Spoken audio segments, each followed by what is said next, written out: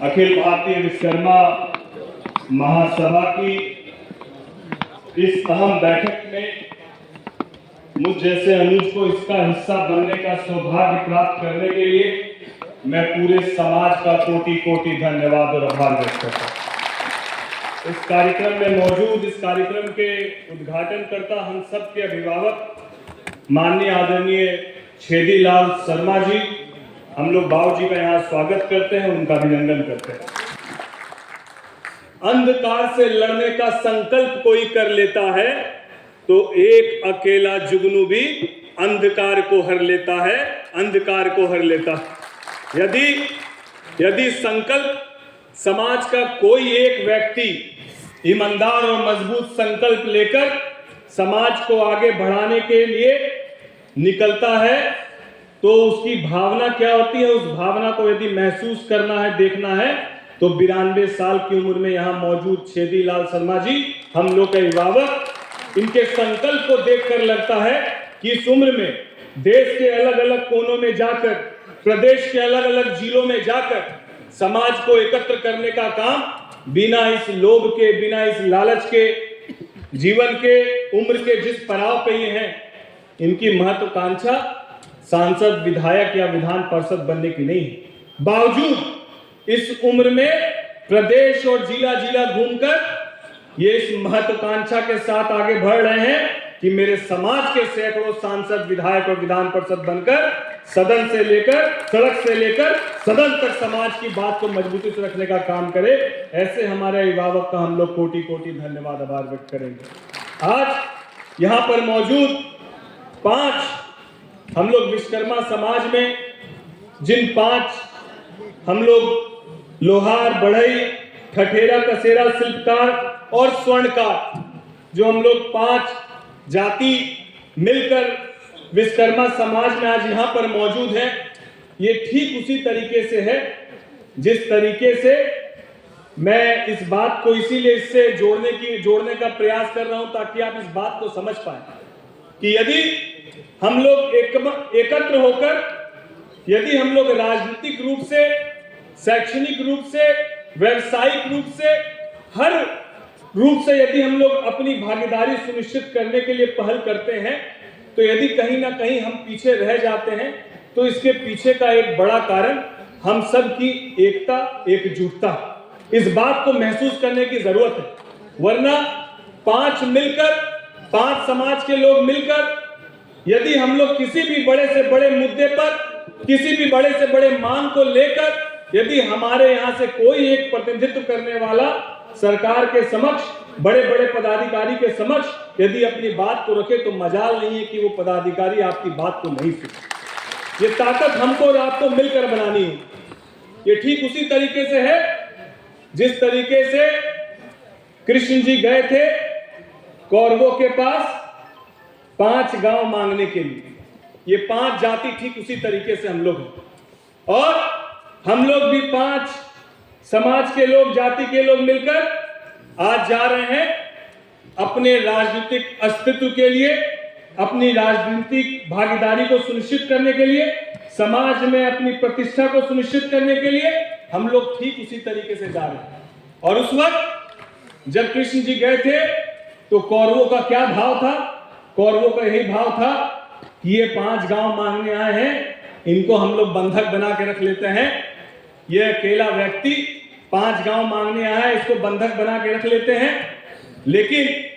जो भाव वहां पर रश्मि रति में उस लाइन में है, वही भाव हम लोग 5 समाज के लोगों का है कि दो न्याय अगर तो वादा दो, और उसमें भी यदि वादा हो तो दे दो केवल 5 ग्राम, रखो अपनी धरती तमाम, हम वही खुशी से खाएंगे, परिजन पर हंसी न उड़ाएंगे।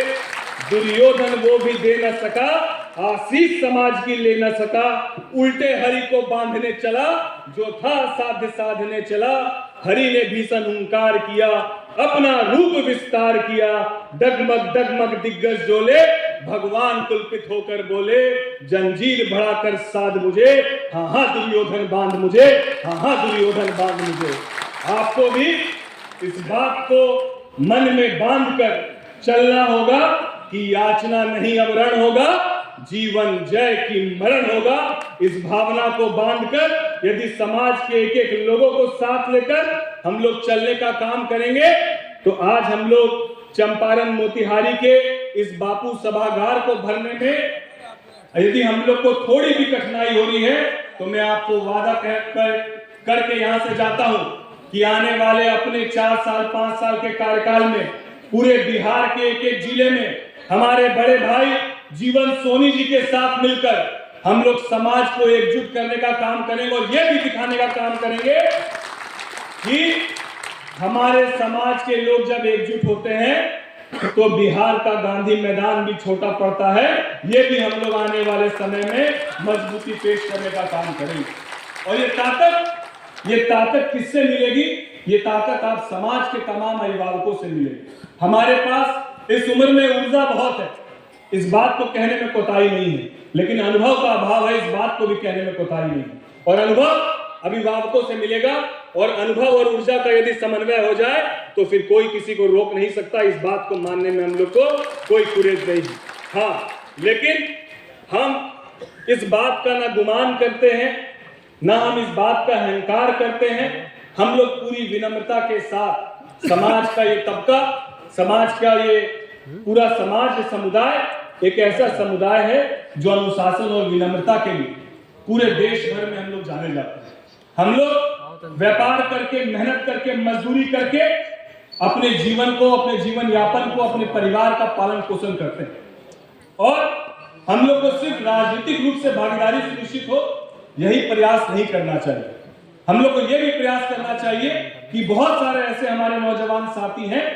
जो यूपीएससी, बीपीएससी बड़े पदाधिकारी बनने का संकल्प लेकर चलते हैं, लेकिन आर्थिक रूप से यदि कमजोर पड़ते हैं तो शायद उनकी शिक्षा दीक्षा दूरी रह जाती है। तो मैं कहना चाहता हूं कि जिलावार हम लोग कमेटी बनाने का काम करें। पैसे का कोई अभाव नहीं होगा, इस बात का मैं आपको विश्वास दिलाता हूं। लेकिन उन बच्चों को, जो बच्चे यूपीएससी और बीपीएससी और पदाधिकारी बनने का संकल्प लेकर चल रहे हैं, उनके उम्मीदों को पंख देने का काम हमको और आपको मिलकर करना है। जितनी भागीदारी राजनीतिक रूप से मजबूत हो उतनी ही भागीदारी पदाधिकारी बनकर उन हमारे समाज के बच्चों को हम लोग को आगे बढ़ाने की जरूरत है। मैं फिर से आप सबसे पूरी विनम्रता के साथ ये कहता हूं कि ये, और ये विश्वास के साथ कहता हूं कि ये समाज केवल अपने समाज को आगे बढ़ाने के लिए काफी नहीं है। ये समाज एक सोच है, ये समाज एक उम्मीद है उन सभी समाज के लोगों के लिए। हम लोग केवल अपने समाज को नहीं बल्कि और भी ऐसे समाज के लोग जो कहीं ना कहीं आर्थिक रूप से कमजोर हैं, जो वंचित हैं, हम लोग को एक ये संदेश देना है कि ये समाज उन समाज के लोगों को भी साथ पकड़कर कंधे से कंधे मिलाकर आगे लेकर जाने वाला समाज है। हम लोग को राजनीति की परिभाषा को बदलना है, हम लोग को जातिगत समीकरण की परिभाषा को बदलना है। हमको इस बात को दिखाना है कि ये समाज विनम्रता के साथ, अनुशासन के साथ, शिक्षा के साथ ये समाज किस तरीके से अपनी मांगों को रखता है और उस मांगों को धरातल पर उतारने का काम करता है। मैं फिर से आप सभी समाज के अभिभावकों का, युवा साथियों का, यहाँ मौजूद सभी हमारी मातृशक्ति का, मैं आप सबका, सभी मीडिया बंधुओं का मैं आप सबका कोटि कोटि धन्यवाद, आभार व्यक्त करता हूं कि आप लोगों ने आज इस कार्यक्रम का हिस्सा बनाया, मुझे अपनी बात रखने का मौका दिया। और निरंतर एक कार्यक्रम हो सकता है कि हम करें, हमारे अनुकूल संख्या बल नहीं है, मन छोटा नहीं करना, प्रयास करते रहना है। असफलता बार बार आपको मिलेगी, इस बात को दिमाग में लेकर चलना। और आपके सामने जीता जागता उदाहरण अभी भाई धीरज सराफ जी ने बताया कि कम उम्र में डिप्टी मेयर रहे। मैंने 2014 में इंजीनियरिंग कंप्लीट करने के बाद 2015 में अपने आप को जब राजनीतिक रूप से सक्रिय करने के लिए, सामाजिक रूप से सक्रिय करने के लिए आगे बढ़े तो परिवार का कोई व्यक्ति नहीं चाहता था कि मैं राजनीति में आऊं। और वो डर क्यों था? क्योंकि एक मानसिकता है कि हमारे समाज के लिए या हम लोग के लिए राजनीति नहीं बनी। इसीलिए नहीं बनी है क्योंकि यहाँ पर बहुत झूठ, यहाँ पर बहुत दबंगई चाहिए, यहाँ पर बहुत छल कपट चाहिए, ये एक धारणा कहीं ना कहीं बनी, और यदि हम लोग ये सोचकर हमेशा उससे दूरी बनाते रहेंगे तो अच्छे लोगों की भागीदारी राजनीति से दूर हो जाएगी। परिवार के विरुद्ध जाकर सामाजिक रूप से सक्रिय होने का प्रयास किया। वार्ड पार्षद का चुनाव, क्योंकि परिवार से कोई राजनीति में रहा नहीं, तो सबसे पहले सबसे छोटा चुनाव 15, 16, 17 3 साल सामाजिक रूप से सक्रिय होने के बाद 17 में वार्ड का चुनाव लड़े और वार्ड नंबर 38 भागलपुर से वार्ड पार्षद बने, और 17 में ही हम लोग डिप्टी मेयर उप महापौर बने, और हमारे कार्यकाल में स्मार्ट सिटी माननीय प्रधानमंत्री जी ने बनाने का भागलपुर को सौभाग्य दिया और हम लोग को काम करने का मौका मिला। 2018 से हमारे नेता चिराग पासवान जी के साथ हम लोग रहे, उन्होंने 2020 में विधानसभा का चुनाव लड़े और सफल हुए। फिर वापस से घर परिवार वाले लोग यही कहे कि पहले कहते थे राजनीति हम लोग के लिए नहीं, और जब असफल हुए तो उसके बाद हमारे यहाँ इनकम टैक्स की रेड और तमाम तरह की चीजें हुई। फिर परिवार के लोग कहे कि हम कहते थे कि राजनीति हम लोग के लिए नहीं। आज पूरा परिवार का परिवार सफर कर रहा है। 2022 में जब मेरा कार्यकाल समाप्त हुआ तो मैंने ये अपने मन में ठान लिया था कि राजनीति मेरे लायक नहीं, और राजनीति से कहीं ना कहीं अपने आप को दूरी बनाने का निर्णय इसीलिए ले रहा था क्योंकि सिर्फ हम सफर करें तो चलता है, परिवार सफर करे तो कष्ट होता है, और जो परिवार सम्मान के साथ व्यापार करता है वो परिवार कभी नहीं चाहता कोर्ट कचहरी, पुलिस, थाना और पदाधिकारी का चक्कर उसको लगाना पड़े। तो मैंने भी एक बार इस उम्मीद को पीछे रख लिया था, लेकिन वापस से समाज के ही, आपके जैसे यहाँ मौजूद समाज के ही हमारे अभिभावकों ने वापस से मुझे बुलाकर इस बात को कहा कि 5 साल में तमाम तरह के संघर्षों को देख चुके हो, बिना राजनीतिक परिवेश के आने के बावजूद वार्ड पार्षद, डिप्टी मेयर बन चुके हो। अब सब कुछ हो ही चुका है तो फिर राजनीति को छोड़ो मत, इतने दिन के संघर्षों को छोड़ो मत। और उन आप जैसे समाज के तमाम लोगों के कहने के बाद, वो 2-3 बार की असफलता के बाद भी जब खगड़िया लोकसभा से चुनाव लड़ने की बात आई तो मैंने अपने परिवार को अनाउंस होने के 2 दिन पहले तक नहीं बताया कि हमको लोकसभा लड़ाया जाना है, और इसीलिए नहीं बताया क्योंकि परिवार के लोग जान रहे थे कि बहुत मुश्किल से राजनीति से निकलकर व्यापार में आया है, अब ये व्यापार नहीं, मेरा बेटा ठीक है। लेकिन अंदर ही अंदर इस बात का भाव था कि हमको लड़ना है, और बार बार असफल होने के बाद भी हमारे जहन में वो लाइन थी कि असफलता एक चुनौती है, इसे स्वीकार करो, कहाँ कमी रह गई है देखो और सुधार करो। बस उसी संकल्प के साथ जब चुनाव का अनाउंस हुआ, परिवार के लोगों की चिंता स्वाभाविक थी कि भागलपुर में पला बढ़ा वहाँ की राजनीति किया, अचानक से खगड़िया लोकसभा से चुनाव लड़ने का मौका मिल रहा है।